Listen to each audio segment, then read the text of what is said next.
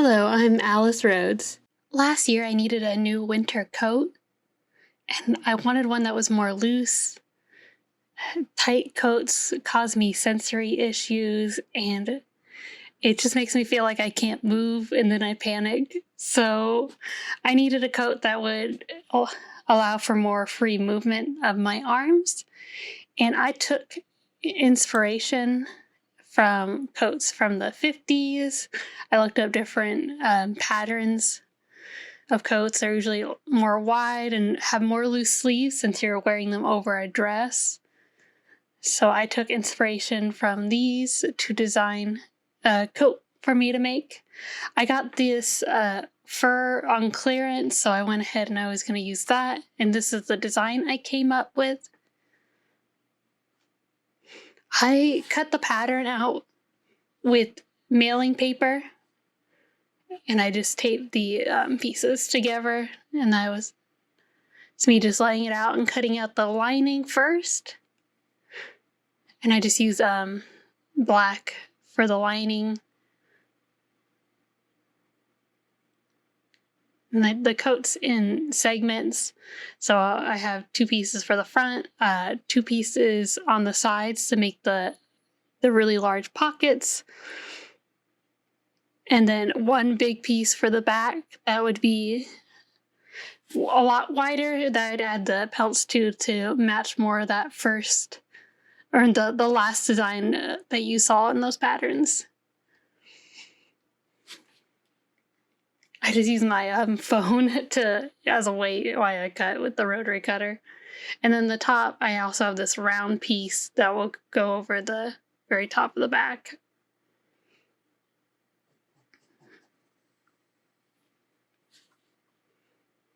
And then I make sure to iron everything out, I want it nice and flat. I was just using some extra black material I had to do the lining. I always have so much stock fabric from other projects that I either don't do anything with, or I just buy too much.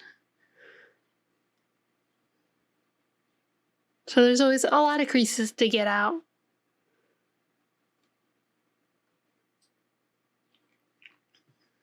And I want this coat really long, so there's a lot of long pieces here.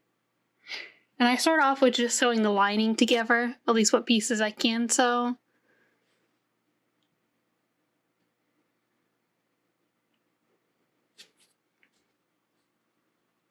I just use a straight stitch, sewing all the lining pieces together.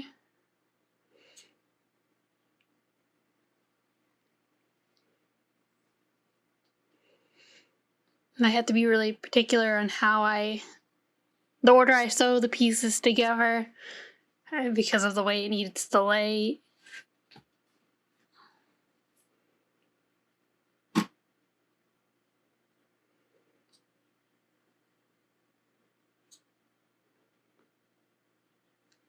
It takes a while to get all those pieces sewn. And I make sure to iron all the seams open. I didn't film a lot of the ironing, but I made sure to iron in between each part. And then you see here, like, I sew all the side pieces for the lining together, except the back here where I use that circle piece. I then pin the back piece because there's going to be pelts in it to that. But I just just leave that alone on the lining for a while, because I'm going to need the fur pieces sewn together first. But this is the base of what I'm working with, and one of the reasons I wanted to do the lining first is so I could adjust the pattern for it to fit better, and then I go and I cut the fur pieces out from there.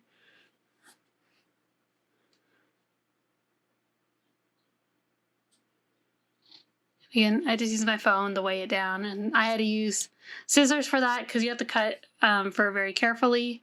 I think because of the way this is printed, it was a lot harder than past furs I've used to cut. So I've had an easier time cutting through these. This one was being a pain in the ass. It's not working with me. Okay, and you see here I'm sewing the pockets down on the sides.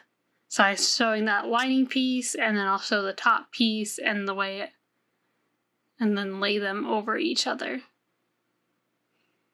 So I had to work with sewing the sides together for this first.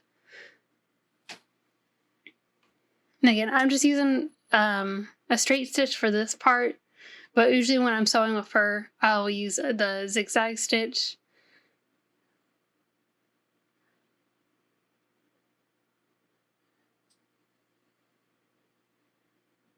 See, just sewing it together and then laying them over on top of each other to make the pocket lay right. And then I sew the pocket in place so that it doesn't move when I start to sew the other fur pieces together. And then I'll sew the sides to the front and to the back the same way I did the lining, where the back just won't be sewn to the very top, the circle, the half circle part of the pattern. And I just use a zigzag stitch and I try to make sure the fur is all laying inward. But again, this material was giving me a lot of issues compared to past fake fur that I've used. It's did not want to work with me.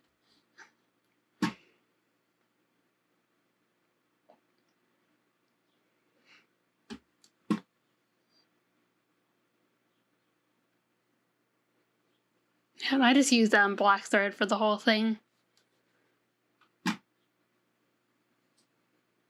See, I have to really fight with it, getting it through here.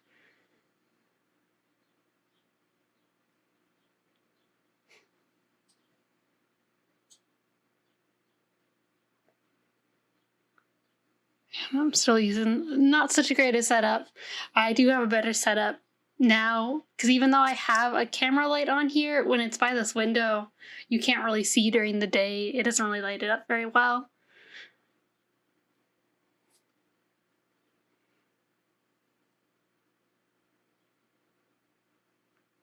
And I always pin with safety pins when I'm working with tougher materials.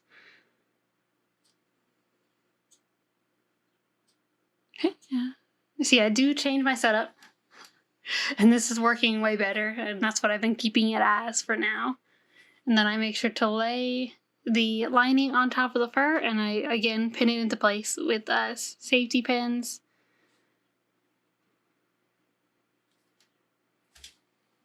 See, that's how. Pinned it all together to make sure it lays right.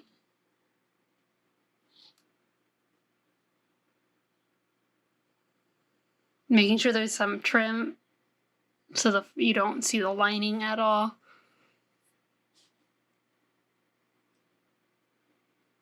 Then, after I'm done with that, I just go over and I sew straight lines, just the straight sides, and I go back and hand sew all the corners. Due to the fur just not wanting to lay right, I figured it'd just be easier to hand sew than trying to run the corners of the coat through the sewing machine.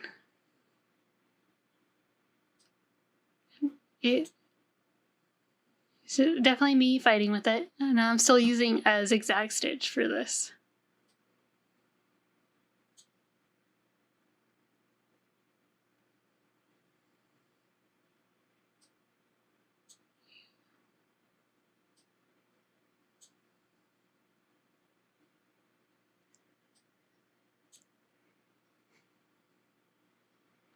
I just get as close as I can to each corner because I'm going to go back in and hand sew it better, especially around the collar. I do a lot more hand sewing to make that lay the way I want it to. And here's it just draped over. I still need to sew down the back to have those pelts. And then I just hand sew this part here down. So I run the other parts down to the lining. I run that through the sewing machine and then I hand sew this over for it to lay the way I want it to.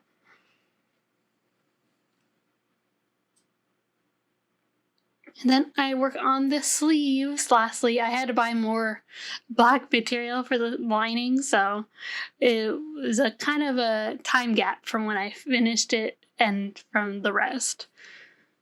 So after I cut the sleeve pieces, which I just work with a rectangle because I want them to be wide and loose so that they fit comfortably. And I don't like anything too tight around my arms at all, so I just left it loose, so I just worked with a rectangle shape for it. So I iron that.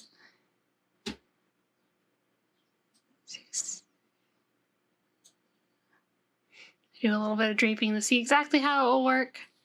I start with sewing the lining. With the lining, I just sew a straight stitch. And then I sew the fur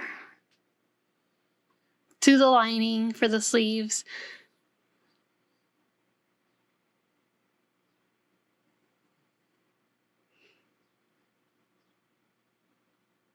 I can try to use a straight stitch.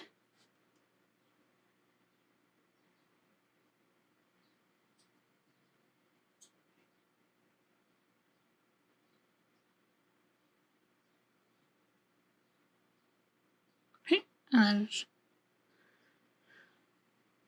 again using a zigzag stitch for the fur.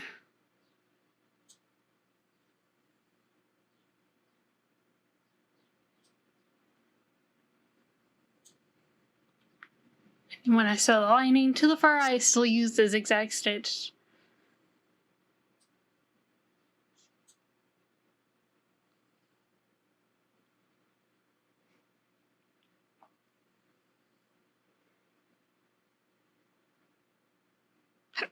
It's kind of hard to see, but this is me sewing the sleeve to the jacket. It was really hard getting around the seams, but I'm just sewing the fur parts of the sleeve together to the jacket, and then I go back and I hand sew the lining into it.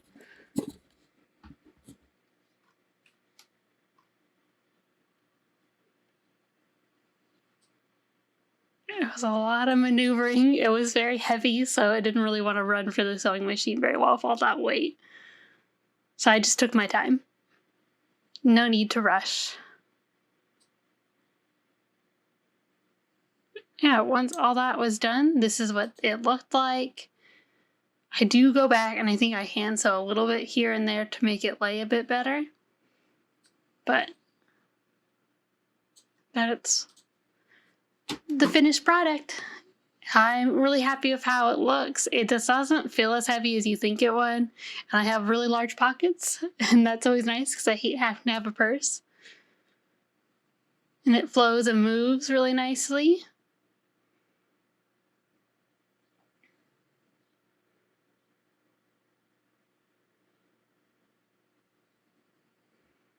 It feels so warm too, so it's really good for really cold winters. And then I put a belt with it, and it looks really nice that way too.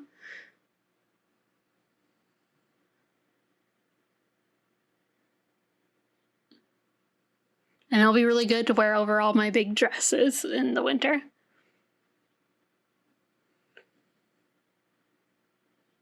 Yeah, that's my winter coat.